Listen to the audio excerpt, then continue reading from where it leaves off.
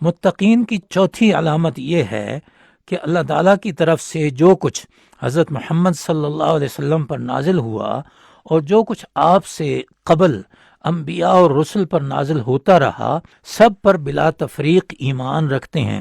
انسانی فطرت ہے کہ وہ اپنے ساتھ تعلق رکھنے والی ہستیوں اور ان کی تعلیمات کو ہی زیادہ پسند کرتا ہے، اور دوسروں کے بزرگوں اور ان کی تعلیمات کے بارے میں اگر ناپسندیدگی کا اظہار نہ بھی کرے تو اپنائیت کا اظہار بمشکل ہی کرتا ہے۔ یہ اسلامی تعلیمات کا کمال ہے کہ مسلمان تمام سابقہ انبیاء اور تمام آسمانی کتب اور صحیفوں پر ایمان لانے کا پابند ہے۔ اسی سے اس کا تقوی بھی معتبر سمجھا جاتا ہے۔ یہ مضمون قرآن مجید میں متعدد بار بیان کیا گیا ہے اور حدیث شریف میں بھی اس کی تاکید کی گئی ہے۔ سورہ آل عمران میں بتایا گیا ہے کہ اللہ کے نزدیک دین ایک ہی ہے اور وہ اسلام ہے۔ جو انبیاء آئے وہ اسلام ہی کی طرف دعوت دیتے رہے اور ان کی کتب بھی اسلام ہی سکھاتی رہیں۔ مشہور آسمانی کتابیں 4 ہیں: تورات، زبور، انجیل اور قرآن مجید۔ قرآن مجید سے پہلی کتب کو جمع کر کے اب بائبل کا نام دیا گیا ہے، جو کہ عہد قدیم اور عہد جدید پر مشتمل ہے۔ اس کے علاوہ بہت سے صحیفے مختلف انبیاء پر نازل ہوتے رہے۔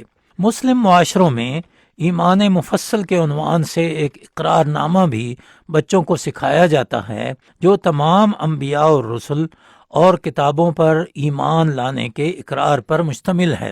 قرآن مجید میں بھی جگہ جگہ یہ صراحت کی گئی ہے کہ وہ پہلی کتابوں کی تصدیق کرنے والا ہے۔ دین اسلام کا بنیادی حصہ عقائد اور اصول دین پر مشتمل ہے، اور یہ تمام انبیاء کے ہاں ایک ہی ہے۔ اس کے دوسرے حصے میں شریعت اور منہاج ہے۔ ہر امت کی شریعت دوسری امت سے مختلف ہوتی ہے۔ سورہ مائدہ میں ارشاد باری تعالیٰ ہے، اور ہم نے آپ کی طرف حق کے ساتھ کتاب نازل کی جو اپنے سے پہلے والی کتب کی تصدیق کرنے والی ہے اور ان کی نگہبان اور محافظ ہے۔ اس لیے ان کے درمیان فیصلے انہی ہدایات کے مطابق کیجیے جو اللہ تعالیٰ نے نازل کی ہیں، اور ان کی خواہشات کی پیروی نہ کیجیے۔ ہم نے تم میں سے ہر ایک کے لیے دستور اور منہج مقرر کر دیا ہے۔